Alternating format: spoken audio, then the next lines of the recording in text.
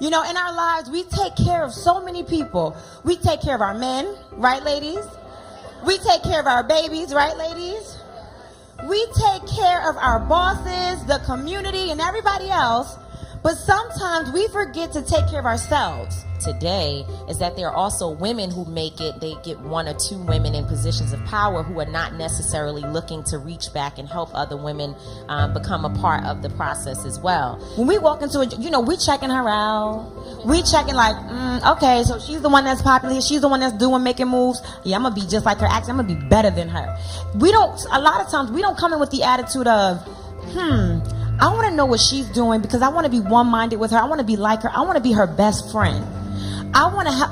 Oh, she's doing it. Let me help assist her. I know my title is this, but I'm going to assist her because I see her making power moves, and I want her to be better because she's better, and I helped her. She's going to help me be better. You know, it's like I think if we start to train our thoughts and train when we walk into our work environments, helping one another, and that's, I'm not just talking about one particular color. I'm talking about just women in general. If we walk in with, let me help you be better, because and then I'm going to teach myself something and you're going to teach me some things, I think that will kind of help where we are. What is making me so fearful to, instead of talk about that sister, ask that sister, what did you do? It's fear. And it comes in many shades and shapes. It's fear, it's doubt, it's insecurity. It's those three things. Fear, doubt, insecurity. Why do you stop raising your hand when you're in science class? You don't want to get the answer wrong. Why do you stop answering your hand and participating in the boardroom? Because you don't want anybody to say, nah, that's not going to work. It's fear. Another part of it also is a superficial component to it, whereas that the smart girls aren't usually the most popular or considered to be the prettiest. And I think when it gets to a certain point that some women do dumb themselves down to a certain level because they're concerned with being the most popular or the prettiest or dating the coolest boy in the school, so they don't want to appear to be the smartest, and that just follows them through their career as well.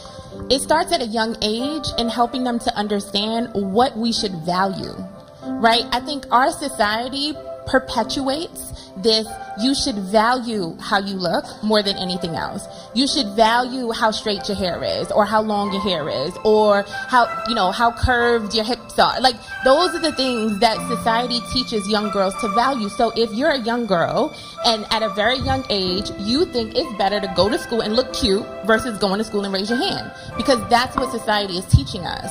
And so until we collectively start to say, no, actually what matters more is what's inside your head. What matters more is how that stuff comes out your mouth. Those are the things that we should value. But we can't change our society and change our women because it starts at a young age, and those young girls who are impressionable and start focusing on the outward become women that continue to focus on the outward and not the inward. We're not going to be able to get ahead if we don't start instilling these values and things from a very young age. So I think it starts there. Oh, maybe they're right. It's not going to work. It doesn't make sense and whatever. Do not listen to them. It does not matter. Nobody opinions matter. You just have to work so hard that when it becomes successful, the same people that said it doesn't make sense will be the same people asking you, how did you do it? Can you help me? Can you help me? Can I borrow some money? Linda, tell them how old you are. Wait, I just want Linda to tell you how old she is, because that is impressive also. I'm 24. The mistake that successful women can possibly make on her rise to the top is to not speak up. Like, if you're in a meeting with upper management, don't be shy. If you feel like an idea that's being presented might not work for what it is that needs to be aligned with, it's okay. Just present your solution, present your rationale, and they'll take it in. They'll listen.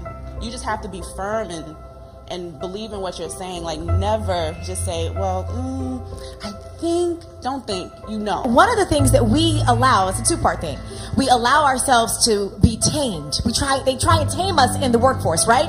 We don't need to be tamed. We need to step into our greatness and walk into our purpose, and we need to do that with assurance and confidence. Because like they were saying, if you're timid about stuff, they're not going to pay you any attention. You got to come prepared into those board meetings, and even if they don't invite you into the meeting yet, already be prepared. Have your notebook ready. Girl, I got an idea. Oh, well, you know what? I was thinking so and so and so. And when the executives are around, hi, how are you? I'm Deja. Nice to meet you. I do so and so. I'm on the air here and such, and I would love to do such and such, so they can remember you. Who was that girl? Who's that girl, Yandy? Who's that? I like her spirit. And so when something comes up, get that girl on it. And then you step in there. You don't become that girl. You become that woman. The greatest mistake that I think we make as women, particularly strong, overachieving women, is not engaging in enough self-care. So when I left here last year, I was flying high. I was working on all these events, advising clients. I was negotiating a TV deal for someone. And right around Thanksgiving, I went home to my mom, and I stayed on her couch for a week. Literally could not move, right? So I realized in that moment, not only was I dealing with physical burnout, but emotional and psychological burnout as well. Because let me tell you something. All of us, no matter how successful you are and how much money you are making, you will experience loss. You will experience abandonment, you'll experience grief, you'll experience failure, and you are managing all those things while you're still in your stilettos and trying to be here and smile and be very, very powerful. So what I have learned is we often dress our wounds with our success. So sometimes in sweating the small stuff, we just spend so much time being paralyzed by our thoughts, right? She made that comment, wait, what was she really trying to say? And what she mean? She looked at me funny. She didn't say hi this morning when she came in. Am I getting fired? Like, we just kind of go, like, we do that, and I think, and I'm that person, and I can tell from the laughter that I'm not the only one, so yes. But I think we do that, we get into this mode of like, stinking thinking, I've heard before, or just being paralyzed by our thoughts. And for me, when I say, you know what, I'm just going to be confident, and I'm going to be confident in my mistakes. I'm going to be confident in my success. If I make a mistake, I'm going to own it. It's fine. But I'm not going to be able to make that mistake and learn and grow if I don't make the mistake. You have to think positive. You cannot think negative. I'm the type of person, I want to know who you are. I don't care what you think. I don't care if you think I'm awkward. I don't care if you think I'm a little abrasive. I just want to get into your space, because I think positive. I feel like I don't put that in my head like, okay, she's not going to want to be my friend. She's not going to want to hang out with me. No, I'm already thinking positive, like, oh, you're going to love me. I'm going to love you. And I think that's what we need to do. At the end of the day, we are a community, and we're not bringing each other up. I'm just going to share real quick. I was a mother of 2 before I was 18.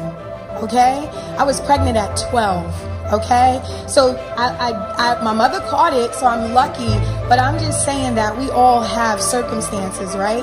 But throughout my life, there were different women bringing me up. I was in corporate America, and I was going for a position, and a young lady told me, don't even apply, you won't get it. And guess what? I'm glad she did. Because now I own my own business. It's those circumstances. But if I was to think negative, I would have been stuck there. So I'm just going to say, just start thinking positive. If you see a sister, listen, I want a big butt. I'm getting one, actually. Right? We're being real. We're being honest. Number one, you just lose your moral compass, because it's important. We are morally responsible for our brothers and sisters who are in the struggle. And I forget that proverb that says, but for the grace of God, there go I. So just because you made it to a corporate boardroom doesn't mean you're always going to be there, one. And also the shit you got to go through when you're in the corporate boardroom, when you're being treated like less than who you are, is another issue for why you should be connected to the movement. But the last thing is, when they decide to hire somebody who doesn't look like you and put you as their assistant, and that person knows less than you know, and you decide that you're angry about it, and then all of a sudden they fire you, and you want somebody to help you, who do you go to? Because you was never out connected to any movement. Right. You were never connected to anything.